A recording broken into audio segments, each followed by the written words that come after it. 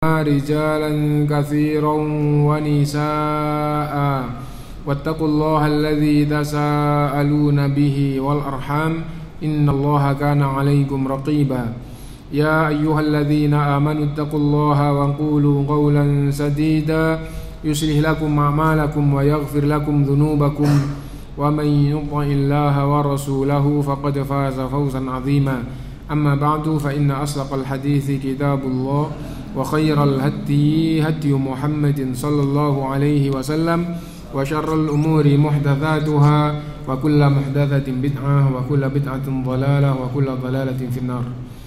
Bapak-bapak, ibu-ibu rahimakumullah, alhamdulillah kita bersyukur kepada Allah SWT atas segala limpahan karunia-Nya. Salawat dan salam kita panjatkan kepada Rasulullah sallallahu alaihi wasallam. Dan sebelum kita mulai, kalau hari Rabu beda dengan hari Ahad ya. Kalau hari Ahad lebih banyak gitu. Mungkin karena banyak yang libur ya. Nah, dan seperti yang telah diberitakan atau yang disampaikan di WA, barangkali bapak-bapak juga menerima bahwa pada malam hari ini yang akan kita pahami adalah kaidah yang berkaitan dengan asma dan sifat-sifat Allah Subhanahu wa taala. Ya. Dan persisnya yang kita jadikan patokan, meskipun di kitab ulama-ulama yang lain juga banyak, tapi kebetulan yang saya bawa ini adalah kitabnya Syekh Muhammad bin Shalih Al-Utsaimin di Muqaddimah Syarah Lumatul I'tiqad. Itu dijelaskan kaidah secara global, kaidah asma dan sifat Allah Subhanahu wa taala. Oke. Jadi kita baca dan kita pahami dengan singkat gitu ya. Qawaid hamma fil asma'i was sifat. Kaidah-kaidah penting di dalam bab asma dan sifat-sifat Allah Subhanahu wa taala. Al-qaidah al-ula fil wajibi nahwa nususil kitabi was sunnah fi asma'illahi wa sifati. Kaidah yang pertama adalah bagaimana kewajiban kita terhadap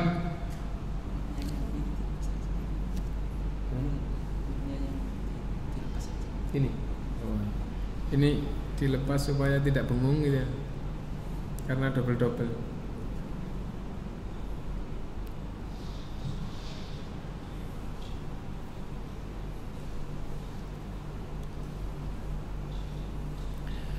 Nah,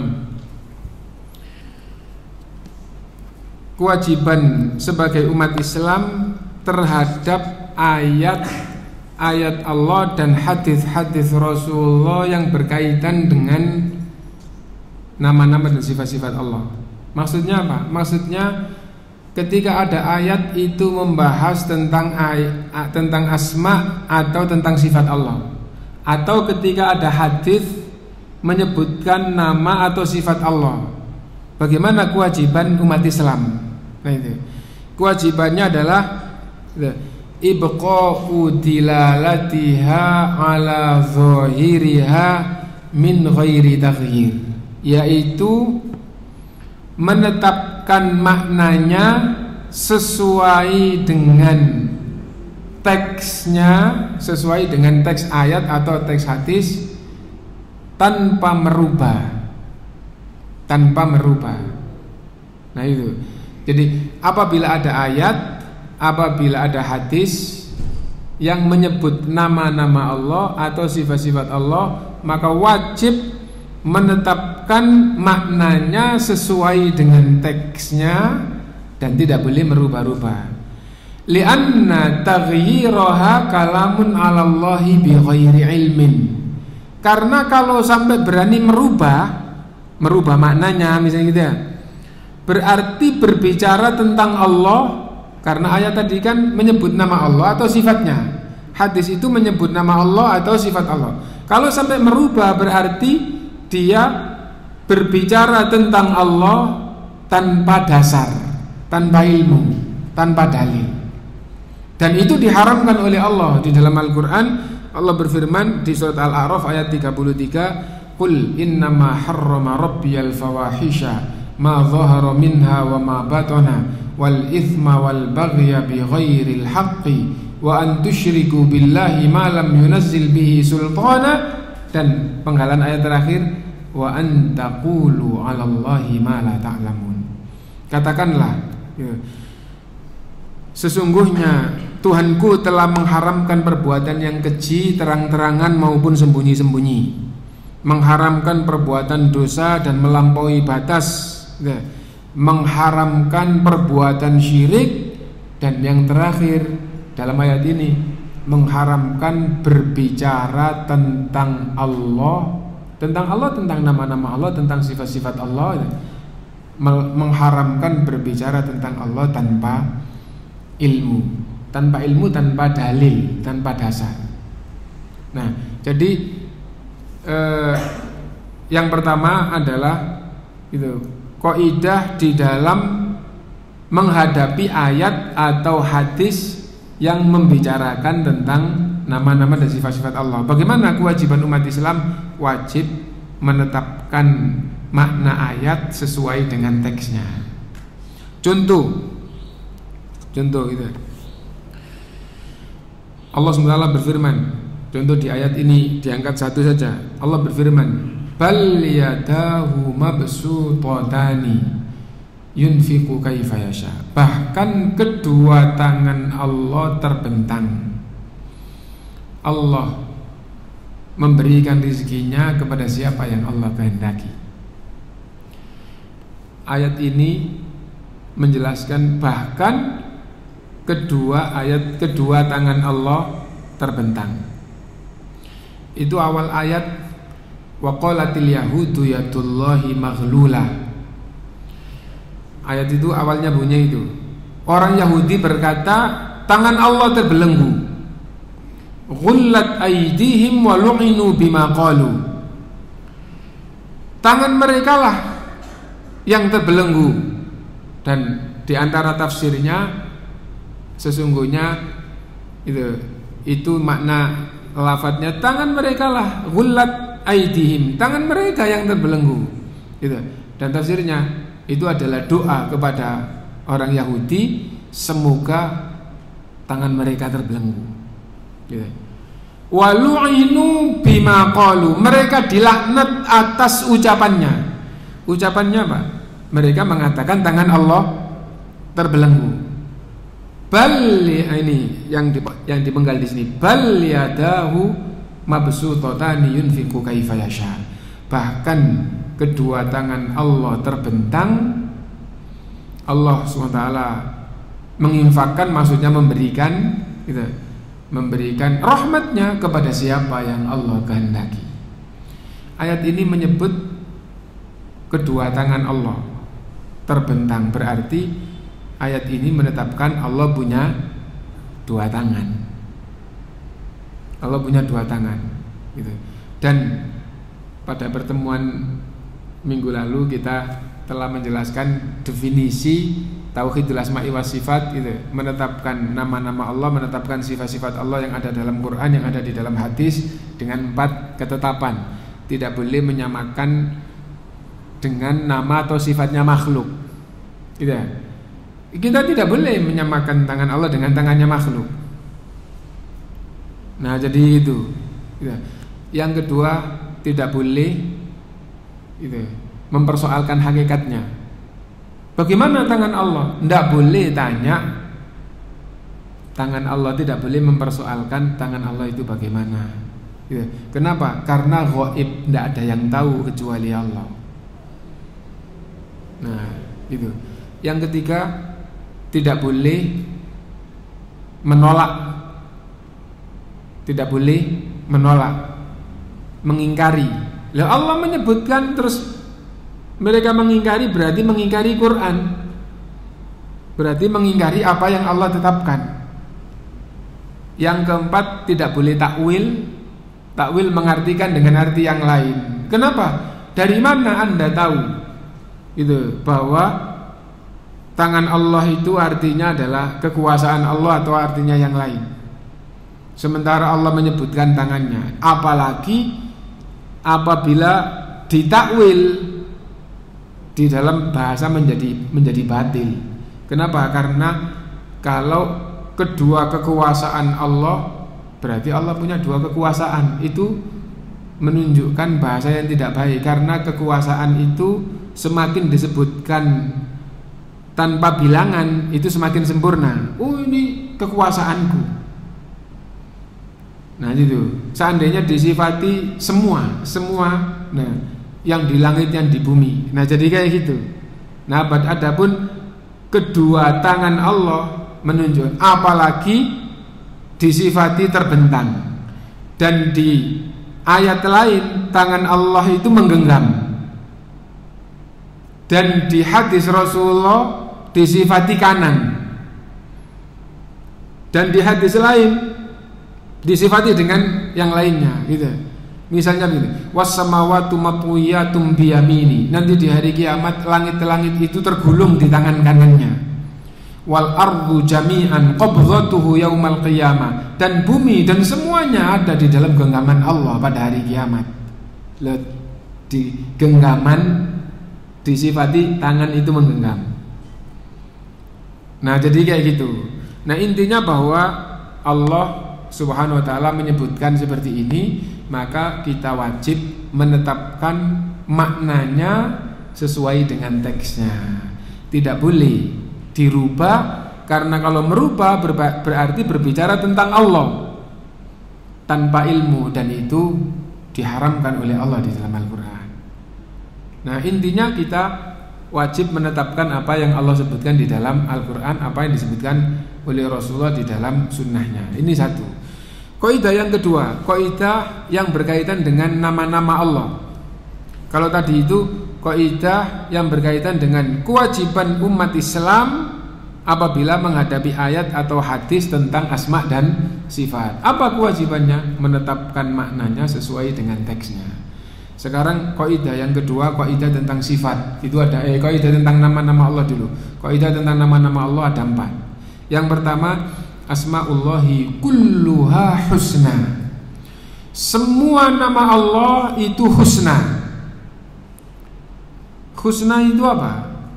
Husna itu bentuk puncak dari kata hasan. Kalau bahasa Arab itu sighah mubalaghah. Jadi sighah mubalaghah, kalau belajar nahwu, belajar shorof itu kan belajar perubahan kata dan belajar susunan bahasa. Nah, sighah mubalaghah itu apa? Sighah itu bentuk, mubalaghah itu puncak. Bentuk puncak dari kata hasan. Hasan artinya apa? Baik. Husna, puncak kebaikan atau paling baik. Atau kalau dalam bahasa Indonesia untuk Allah diartikan maha baik. Nah itu bentuk puncak gitu. Semua nama Allah adalah husna. Ada dalilnya, Allah berfirman walillahil asmaul husna. Dan Allah memiliki nama-nama yang puncak kebaikan, yang baik, yang paling puncak. Apa yang dimaksud dengan puncak kebaikan itu? Yang dimaksud dengan puncak kebaikan adalah mutadhamminun li sifatin kamilatin la naqsa fihi biwajhin minal wujuh. Yang dimaksud dengan puncak kebaikan, nama puncak kebaikan adalah nama yang mengandung sifat yang sempurna, tidak ada kekurangan sedikit pun dari segala sisi. Nama itu baik, mengandung keterangan, sifat artinya keterangan, mengandung sifat, mengandung keterangan yang sempurna, tidak ada kekurangan sedikit pun dari segala sisi. Itu yang dimaksud dengan husna.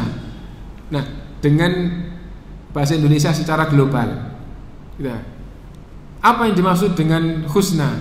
Puncak kebaikan, tidak ada kekurangan dari segala sisi. Semua nama Allah itu baik dan tidak ada kekurangan sedikit pun dari sisi manapun. Nah itu kesimpulannya gitu ya. Nah sebelum kita lanjutkan, tadi sudah ada dalilnya walillahil asmaul husna ya. kita jelaskan dulu tentang nama. Ada nama itu nama baik. Contohnya misalnya begini, nama Rasulullah SAW, Muhammad atau Ahmad, artinya apa? Terpuji. Berarti Ahmad atau Muhammad itu nama baik, diketahui dari mana? Dari artinya. Nah kan gitu ya. Terus ada nama jelek. Ada nama jelek. Bukti ada nama jelek, Rasulullah SAW memerintahkan sahabat yang namanya jelek agar mengganti nama. Kalau kita contohkan misalnya apa nama jelek? Mohon maaf, misalnya ada orang memberi nama anaknya Zania. Misalnya gitu ya, anaknya lahir perempuan diberi nama apa? Zania. Zania itu artinya wanita penzina. Dalam Al-Quran ada Az-Zaniyatu. Atau anaknya laki-laki diberi nama apa? Diberi nama Zani. Zani. Zani itu apa? Laki-laki penzina. Namanya siapa? Zani. Gantiin namamu. Kenapa? Rasulullah memerintahkan kalau namanya jelek disuruh ganti. Mohon maaf ya, saya pernah diberitahu oleh banyak orang di kampung situ ada yang namanya Ilahukum. Orang namanya Ilahukum. Lagi di satu desa dengan saya dulu ada yang namanya musyrikin.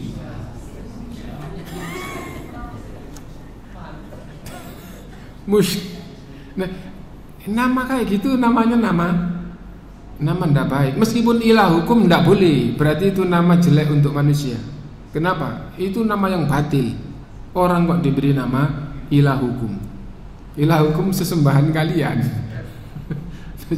Nah, ada nama baik, ada nama jelek, dan ada nama yang tidak disifati baik, tidak disifati jelek.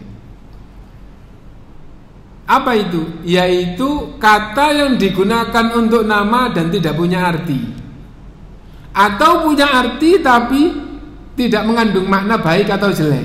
Contoh dalam bahasa Indonesia ya, Eka. Banyak tuh yang namanya Eka ya.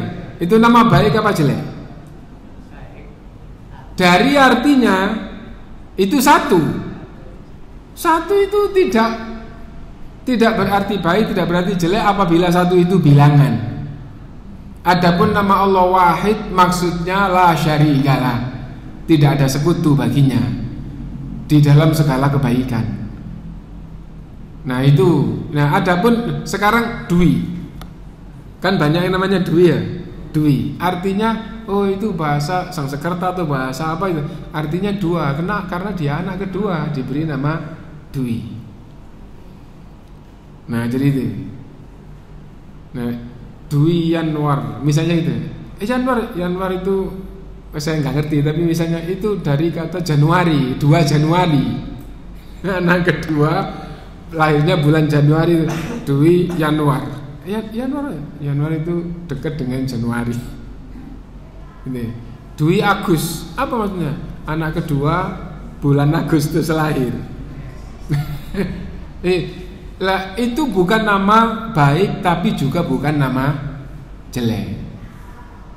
Mohon maaf ya, saya juga punya pemahaman Ibrahim itu aslinya bukan nama baik, bukan nama jelek, tapi karena sudah menjadi nama Khalilullah, Nabiullah, Rasulullah Ibrahim, kekasih Allah. Ya. Nah, akhirnya nama yang sudah itu kalau disebut itu pikiran umumnya orang yang baik ke situ, itu berarti nama itu jadi nama baik. Apa artinya? Tidak ada artinya, tidak diketahui artinya. Itu mungkin bahasa Ibrani ada artinya, tapi sampai sekarang bahasa Arab itu tidak ada yang menyebutkan Ibrahim arti bahasanya begini itu. Wallah alam, insya Allah tidak ada. Lah, tapi ini jadi nama baik. Nanti kalau ada nama yang asalnya itu nggak baik, nggak jelek, terus itu menjadi nama orang yang hina atau orang yang kafir, jadi nama ini, maka itu jadi nama jelek. Misalnya seperti apa? Fir'aun. Nah, kamu jangan memberi nama anakmu Fir'aun. Kenapa? Dalam Al-Quran Fir'aun itu musuh itu Rasul, Fir'aun itu ahli neraka, Fir'aun itu diadab, Fir'aun itu. Nah, jadi jangan beri nama anak kayak gitu. Nah, itu nama Allah semuanya ada artinya. Semua artinya baik dan hakiki, baiknya dan kebaikannya itu sempurna, tidak ada kekurangan sedikit pun. Itu yang dimaksud dengan, itu makna dari kata husna. Nah, itu mithalu dzalika Ar-Rahman, itu nama Allah. Artinya apa? Dalam bahasa Indonesia artinya Maha Penyayang, Maha Pengasih, kan itu ya. Kalau arti dalam bahasa Arab, Ar-Rahman itu Dzu rahmatin wasi'ah, pemilik rahmat yang sangat luas. Pemilik rahmat itu Ar-Rahman gitu. Nah, berarti Allah itu namanya Ar-Rahman. Nah, dan Allah Subhanahu wa taala, dan nama Allah Subhanahu wa taala ini menunjukkan adanya sifat, dan sifat yang terkandung di dalam nama ini untuk Allah tidak ada kekurangan sedikit pun dari segala sisi. Itu makna dari Asmaul Husna, nama-nama yang husna. Kembali ke kaidah supaya selesai ya. Yang pertama tadi itu kaidah tentang asmaullahi kulluha husna, nama Allah semuanya adalah husna. Ar-Rahman, Ar-Rahim, Al-Malik, Al-Qudus, semuanya ada artinya. Artinya pasti akan menunjukkan, artinya pasti menunjukkan sifatnya, dan sifatnya ini sempurna dari segala sisi, tidak ada kekurangan dari segala sisi. Ini yang pertama. Yang kedua, asmaullahi ghairu mahsuratin bi'adadin muayyan. Nama Allah itu tidak terbatas dengan bilangan tertentu. Nama Allah gampangannya tidak ada batasnya. Berapa? Tidak ada batasnya, tidak ada yang tahu kecuali Allah. Loh, bagaimana dengan hadis sahih lillahi tis'an wa tis'ina asman man ahsaha dakhalal jannah? Allah memiliki 99 nama, yang menghafal dan mengamalkannya dia akan jadi ahli surga. Nah, itu loh, itu bukan yang mengamalkannya. Arti lafadz ahso itu asli arti lafadznya itu menghitung. Yang menghitungnya maka akan masuk surga. Itu lafadznya. Yang faham hadis itu adalah ahli hadis ya, dari generasi awal yang belum menyimpang, belum ada penyimpangan. Nah, karena itu maknanya adalah yang hafal dan mengamalkannya. Dan nanti ada penjelasan mengamalkannya bagaimana. Itu hafal dan mengamalkannya, maka dia pasti jadi ahli surga. Allah memiliki 99 nama. Siapa yang hafal dan mengamalkannya pasti akan jadi ahli surga. Man ahsaha dakhalal jannah. Bagaimana dengan hadis itu? Kan menunjukkan nama Allah 99. Ada hadis lain yang menunjukkan nama Allah itu tidak hanya 99. Akhirnya ulama memberi penjelasan 99 ini diberi keterangan. Diberi keterangan apa? Siapa yang hafal dan mengamalkan 99, dia ahli surga. Adapun jumlah nama Allah di hadis lain disebutkan tidak hanya 99. Nah, apa itu? Rasulullah SAW berdoa, Allahumma inni as'aluka bikulli ismin huwalak. Ya Allah, aku berdoa kepadamu, bertawassul dengan semua namamu. Nah, semua nama ini seandainya namanya cuma 99 kan 99 ya. Tapi Rasulullah SAW di dalam doanya memberikan penjelasan, memberikan perincian nama yang engkau turunkan di dalam kitabmu. Aku bertawassul, berdoa kepadamu, bertawassul dengan semua namamu, bikulis min huwalak samaita bihi nafsak, yang engkau sendiri yang menetapkan nama itu untukmu. Itu. Au anzaltahu fi kitabik, bertawassul dengan nama-nama yang engkau turunkan di dalam kitabmu. Berarti ada dalam kitab. Gitu. Au allamtahu ahadan min khalqik, bertawassul juga dengan nama-nama yang engkau ajarkan kepada makhlukmu, khususnya para rasul. Ya. Awis ta'tharta bihi fi ilmil ghaibi indak, dan juga bertawassul dengan nama-nama yang hanya engkau simpan di dalam ilmu ghaibmu. Berarti ada nama yang disimpan oleh Allah di dalam ilmu ghaibnya, tidak diajarkan kepada rasul manapun, tidak diturunkan di dalam kitabnya, hanya disimpan di dalam ilmu ghaibnya. Nah, berarti Allah punya nama yang nama itu ghaib, kan itu ya? Nah, karena itu akhirnya ulama ahlu sunnah memberikan penjelasan bahwa nama Allah itu jumlahnya bukan 99, tetapi jumlahnya tidak terbatas, hanya Allah yang tahu. Akan tetapi ada 99 yang disifati, barang siapa yang hafal dan mengamalkan maka akan masuk surga. Lah, makna menghafal dan mengamalkan itu seperti apa? Maknanya adalah hati dan akalnya hafal nama Allah, mengamalkannya, menerapkannya di dalam kehidupan. Contoh, Ar-Razzaq nama Allah, gitu ya. Ar-Razzaq nama Allah. Artinya apa? Zat yang maha memberi rizki. Kalau dia mendapatkan rizki, kalau hati dan pikirannya muncul, ini rizki dari Allah. Kalau enggak Allah yang memberi, tidak akan dapat. Kalau dia butuh berdoa hanya kepada Allah. Kenapa? Karena hanya Allah yang bisa memberi. Ya, hanya Allah yang bisa memberi.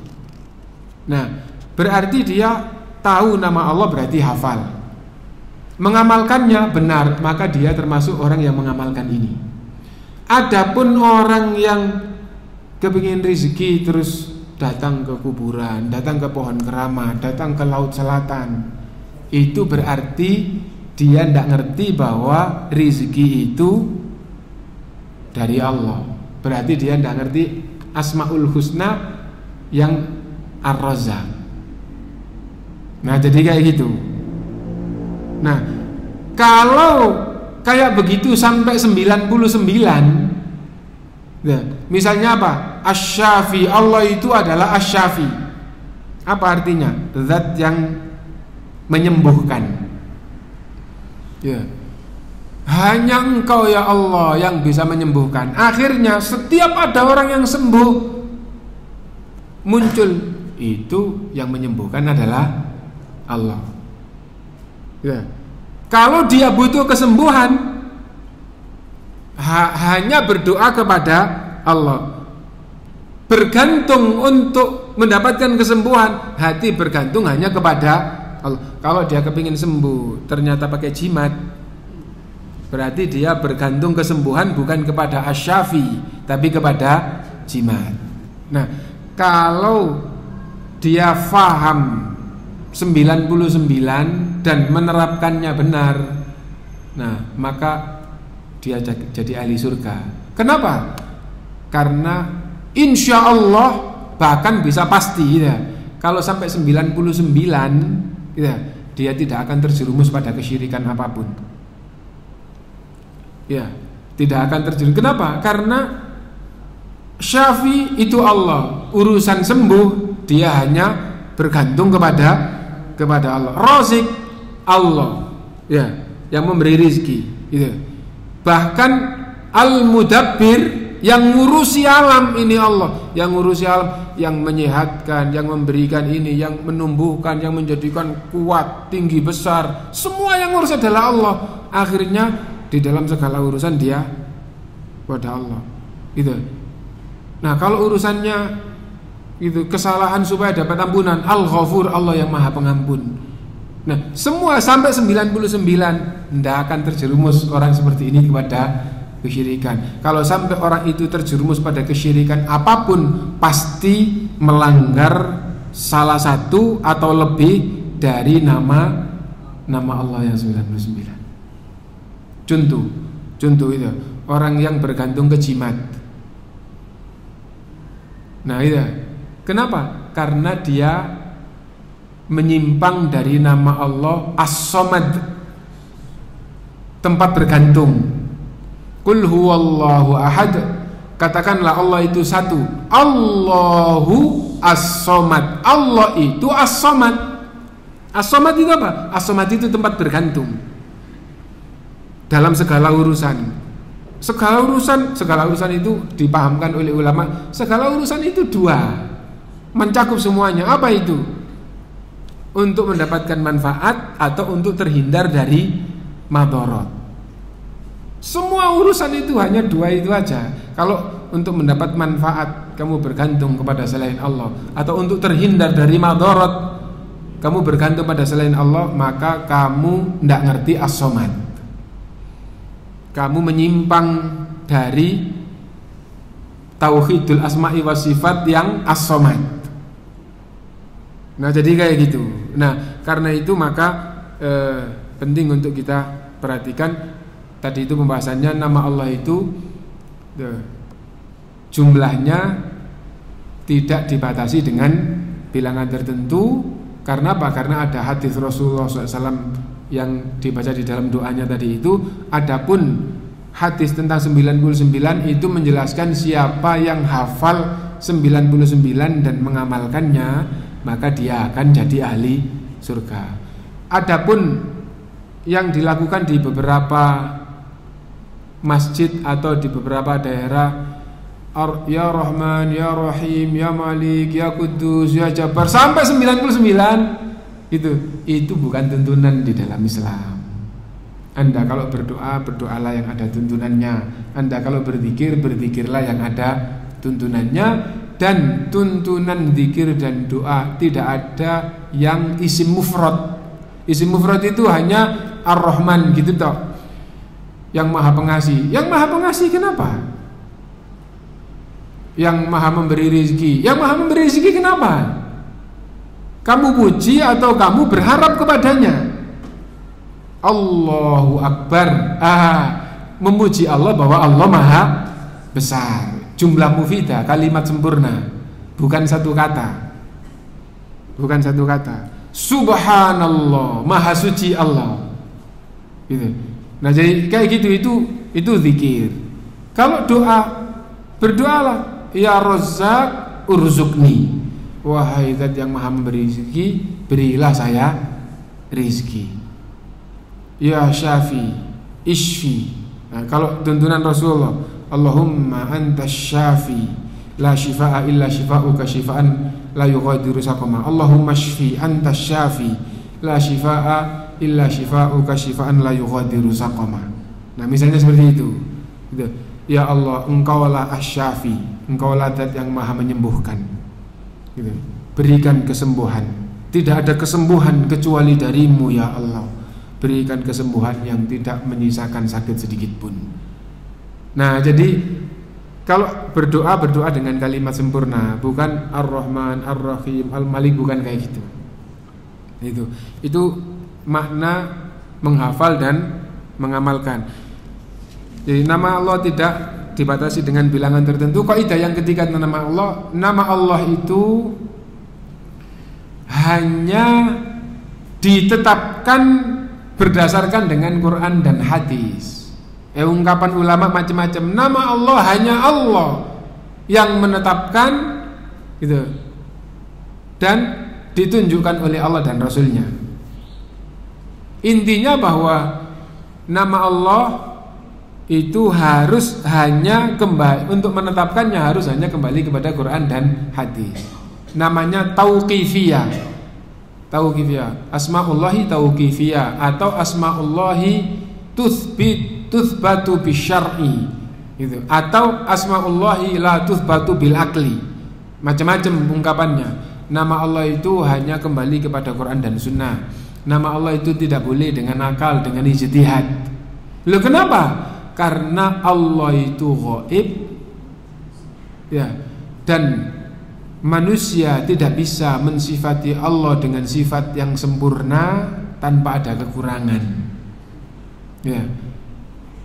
Nah, karena itu manusia dengan akalnya tidak bisa memberikan nama Allah yang baik. Bisanya hanya mengikuti seperti apa yang Allah tetapkan, seperti apa yang ditunjukkan oleh Rasulullah. Dalam hal ini banyak penyimpangan yang tidak disadari. Ada khotib Jumat, insinyur alam semesta ini telah menyusun sedemikian rupa. Berarti mensifati Allah dengan menetapkan bahwa Allah itu adalah insinyur. Kamu menganggap itu nama Allah atau itu sifat Allah? Gitu. Tidak boleh gitu. Nah, jadi nama Allah itu harus hanya kembali kepada Quran dan Sunnah. Nama itu menunjukkan sifat. Nama dan sifat Allah harus hanya kembali kepada Quran dan Sunnah. Baru saja ada tulisan mubaligh terus disebarkan di grup. Kebetulan yang menyebarkan di grup yang saya ada di situ itu kok saya kenal. Saya nasihati dia, mohon jangan menyebarkan tulisan kalau tidak tulisannya ustadz yang mengajak kembali kepada Quran, yang dikenal mengajak kembali kepada Quran dan Sunnah, supaya tidak terjerumus kepada penyimpangan. Padahal kelihatannya tulisannya bagus. Ya mungkin WA ini juga barangkali akhirnya ke sampean itu. Orang yang nggak ngerti mengira bagus gitu. Jadi mengisahkan ada ustadz yang sudah cukup tua naik Grab gitu ya. Terus supir Grab itu mengeluh, wah kok hidup ini rasanya bosan, rasanya gini, repot cari nafkah, apalagi masa kayak gini itu. Nah, mungkin hari-hari ini Allah pun bosan dengan kamu. Itu tulisannya ya. Bagaimana Ustaz? Bagaimana Allah bosan dengan saya? Itu tulisannya gitu ya. Gitu. Bisa jadi gitu. Karena Allah mencarimu di kumpulan orang-orang yang sujud, kamu nggak ada. Allah mencarimu di kumpulan orang-orang yang puasa, kamu nggak ada. Ya, dan seterusnya. Terus ya meskipun zahirnya itu adalah nasihat, terus akhirnya si supir Grab ini menangis dan taubat istighfar segala macam lah. Tapi karena yang berbicara itu tidak ngerti tauhidul asma'i wa sifat, akhirnya terjerumus di dalam hal-hal yang menjadikan agama ini rusak. Dan dia tidak sadar. Apa? Berbicara tentang agama tidak kembali kepada Quran dan Sunnah. Akhirnya di situ mengatakan gitu, Allah bosan kepadamu. Bisa jadi hari ini Allah bosan kepadamu. Berarti menunjukkan Allah punya sifat bosan. Kalau Allah tidak menyebutkan, kamu tidak boleh mensifati Allah dengan sifat sendiri. Nah jadi itu satu. Yang kedua gitu, karena gitu Allah mencarimu, dicari oleh Allah itu berarti orang yang mulia. Disebut oleh Allah itu orang mulia. Rasulullah SAW setelah salat subuh berkata kepada Ibnul Munzir, ya, gitu, bahwa Allah menyebutmu tadi malam karena membaca ayat, gitu ya. Ya Rasulullah, Allah menyebut nama saya. Iya, langsung menangis. Kenapa? Karena kalau nama itu disebut oleh Allah, kalau hamba itu diperhatikan khusus oleh Allah, itu berarti dicintai oleh Allah SWT. Apalagi sampai dikatakan kepada hambanya, kepada malaikat atau kepada rasulnya. Nah, ini orang yang disifati jelek tapi Allah mencarimu. Nah, ya. Udah gitu tidak menemukanmu, kamu tidak ada, berarti Allah tidak tahu. Tidak ada karu-karuan nanti. Kelihatannya saja baik tapi terjerumus kepada hal yang tidak benar. Nah, karena itu hati-hati berbicara tentang Allah, menyebut nama Allah, menyebut sifat Allah Subhanahu wa ta'ala. Nah itu. Jadi nama Allah hanya boleh berdasarkan dengan Quran dan berdasarkan dengan hadis. Dan yang keempat, setiap nama dari nama Allah, maka itu menunjukkan zat Allah punya nama itu. Ar-Rahman berarti zat Allah pencipta alam semesta ini punya nama Ar-Rahman. Ar-Rahim itu nama Allah, berarti itu menunjukkan zat Allah punya nama Ar-Rahim. Al-Malik berarti pencipta alam semesta Allah, zat Allah itu punya nama Al-Malik, berarti menunjukkan nama Allah itu, menunjukkan bahwa itu adalah nama Allah untuk zat yang satu itu. Yang satu itu ya pencipta alam semesta itu. Nah, dan banyak yang mengungkapkan setiap nama Allah menunjukkan zatnya. Ar-Rahman ya Allah, Ar-Rahim ya Allah, Al-Quddus juga Allah, dan seterusnya. Ini semua adalah namanya, zatnya satu. Zatnya satu. Sebagaimana Ahmad itu nama Rasulullah, Muhammad juga nama Rasulullah. Ya. Al-Mahi nama Rasulullah, Al-Hasyir nama Rasulullah. Orangnya satu, punya nama lebih dari satu. Nah, nama-nama Allah itu banyak, semua menunjukkan zat Allah. Namanya banyak. Yang kedua, setiap nama Allah pasti menunjukkan sifatnya. Setiap nama Allah pasti menunjukkan sifatnya. Tadi di awal sudah kita sampaikan, setiap nama Allah pasti ada artinya. Ya. Ar-Rahman ada artinya, Ar-Rahim ada artinya, Al-Malik, Al-Quddus, semua ada artinya. Tadi kita katakan Ibrahim itu tidak ada artinya, gitu ya. Itu. Hindun artinya apa? Itu kata untuk nama, gitu saja. Nah, misalnya bahasa Indonesia atau bahasa Jawa ya, misalnya ada orang itu diberi nama itu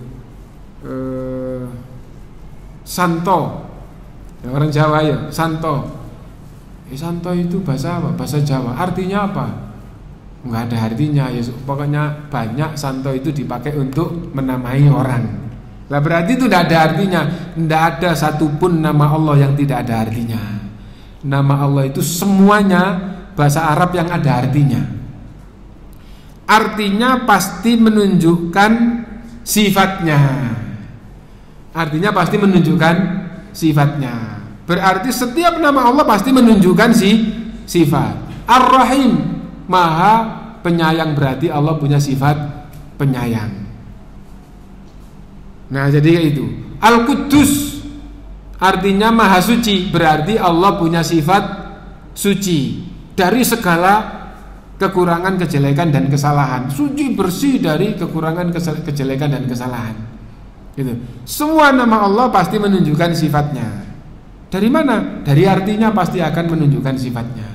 Dan tadi itu sempurna, tidak ada kekurangan. Husna tadi itu. Nah, setiap nama Allah menunjukkan zat Allah, menunjukkan sifatnya gitu. Dan apabila nama itu dari kata yang butuh objek, ini difahami dari istiqra, istilahnya bahasa ini, difahami dari semua nama Allah, semua sifat Allah yang ada dalam itu terus difahami, akhirnya disimpulkan oleh ulama, semua nama Allah yang dari kata butuh objek pasti akan menunjukkan pengaruh pada objeknya, pasti nyata pada objeknya. Itu. Nah itu dalla alal athar al mutarattab alaihi. Nama Allah itu pasti akan menunjukkan pengaruh pada objeknya. Misalnya apa? Ar-Razik artinya apa? Memberi rizki. Kalau maha memberi rizki, berarti butuh objek apa enggak? Butuh ya. Dari kata yang butuh pasti nyata. Bagaimana? Yuk, nikmat yang ada pada makhluk ini adalah rizki dari Allah, dan tidak ada yang bisa memberi rizki kecuali Allah. Nah, jadi kayak gitu. Nah, apabila nama Allah itu dari kata yang butuh objek pasti seperti itu. Al-Muhyi, yang menghidupkan, butuh objek apa enggak? Butuh objek. Ya, yang hidup itu Allah yang. Al-Mumit, yang mematikan. Ya, yang mati itu Allah yang mematikan. gitu. Nah, jadi kayak gitu. Adapun apabila nama itu dari kata yang tidak butuh objek, hanya menunjukkan pertama dan kedua. Pertama tadi apa? Menunjukkan zat Allah. Yang kedua menunjukkan sifat Allah. Nah, jadi itu. Bahasa Arabnya juga kayak gitu, Pak, ya. Kullus min asma'illah, setiap nama dari nama Allah, fa innahu yadullu ala dzatillah, pasti menunjukkan zat Allah. Jadi Ar-Rahman ya Allah, Ar-Rahim ya Allah, Al-Qudus ya Allah gitu. Wa ala sifatillati tadhammanaha, dan menunjukkan sifat yang terkandung di dalam nama itu. Menunjukkan sifat yang terkandung di dalam nama itu. Ar-Rahman, ini nama Allah. Artinya apa? Maha pengasih. Berarti Allah punya sifat maha pengasih terkandung di dalam nama itu. Ya. Nah, itu. Wa 'alal athar al-mutarattabi 'alaihi in kana muta'addiyan, dan pasti menunjukkan pengaruh nama tersebut apabila nama itu dari kata yang butuh objek. Ya. Nah, contohnya tadi Ar-Razina. Mithalu dzalika, contoh yang tidak butuh objek sehingga hanya menunjukkan zat Allah dan menunjukkan sifatnya. Al-Azim, Maha Agung, nama Allah. Berarti Al-Azim itu adalah Allah, sebagaimana Ar-Rahman adalah Allah gitu. Dan menunjukkan sifat yang agung. Nah, agung itu adalah sifat, semisal dengan besar, ya, besar itu. Nah, agung gitu. Nah, dan karena tidak dari kata yang butuh objek, ya menunjukkan dua itu gitu. Contoh yang butuh objek gitu. Ar-Rahman gitu. Ar-Rahman. Ar-Rahman dalla ala dzatillah, menunjukkan zat Allah. Apa maksudnya? Allah itu punya nama Ar-Rahman. Ar-Rahman itu adalah nama untuk Allah gitu. Nama Allah. Nah, dan menunjukkan sifat apa? Sifatur rahmah. Sifatur rahmah. Nah, menunjukkan sifat rahmah. Allah memiliki sifat rahmah. Dan ma tarattaba alaihi gitu. Pengaruh dari ini apa? Yarhamu man yasha, Allah merahmati kepada siapa yang Allah kehendaki. Ini dirahmati Allah begini, dirahmati Allah begini. Nah jadi itu kaidah tentang nama Allah Subhanahu wa taala. Nanti kita jeda adzan dan salat dulu, terus kita lanjutkan ya. Dan karena nanti agak mirip ya, dan lebih cepat insyaallah gitu. Jadi yang sudah kita lalui ini separuh. Nah, kesimpulannya kaidah di dalam nama Allah 4. Yang pertama, nama Allah semuanya adalah husna. Apa sih husna itu? Husna itu baik dan sampai pada puncaknya, puncak kebaikan. Tidak ada kekurangan sedikit pun. Walillahil asmaul husna, dan nama Allah itu adalah husna. Yang kedua, nama Allah tidak terbatas jumlahnya. Kenapa? Karena Rasulullah bertawassul dengan semua nama Allah di dalam doanya, termasuk nama yang disimpan di dalam ilmu gaibnya. Bagaimana dengan hadis Allah memiliki 99 nama? Itu bukan membatasi jumlah nama Allah 99, tapi menjelaskan kelanjutannya hadis itu penjelasannya. Allah memiliki 99 nama yang apabila dihafal dan diamalkan, orang itu akan masuk surga. Jadi hendaknya kita banyak mengetahui nama-nama Allah, lalu iman kita dan praktek kehidupan kita sejalan dengan kandungan nama itu. Kalau sampai 99, pasti tidak akan terjerumus kepada kesyirikan, sehingga akan jadi ahli surga. Yang ketiga, nama Allah itu harus kembali kepada Quran dan hadis, tidak boleh kalau nggak ada dalilnya. Dan dosa besar menetapkan nama sendiri, menetapkan sifat sendiri untuk Allah. Seperti tadi kita contohkan itu khutbah Jumat, terus insinyur alam semesta, maksudnya adalah Allah. Nah, Allah disebut sebagai insinyur alam semesta. Tidak boleh menetapkan nama untuk Allah, sifat untuk Allah kalau tidak kembali kepada Quran dan Sunnah. Sebagaimana yang ada di dalam Quran dan Sunnah tidak boleh ditolak, maka yang tidak ada juga tidak boleh dibuat-buat sendiri. Dan yang keempat, setiap nama Allah menunjukkan zatnya, menunjukkan sifatnya, dan apabila nama Allah itu dari kata yang butuh objek, pasti ada pengaruh pada objeknya. Nah, itu kaidah tentang nama-nama. Dan kalau kita betul-betul faham, terus kita faham kaidahnya, terus kita melangkah, oh Allah punya nama ini difahami pasti nama baik, ya. Misalnya, oh Allah punya nama apa? Al-Ghafur. Nah, Allah punya nama Asy-Syafi. Nah, lalu kita beriman dan kehidupan kita sejalan dengan nama Allah.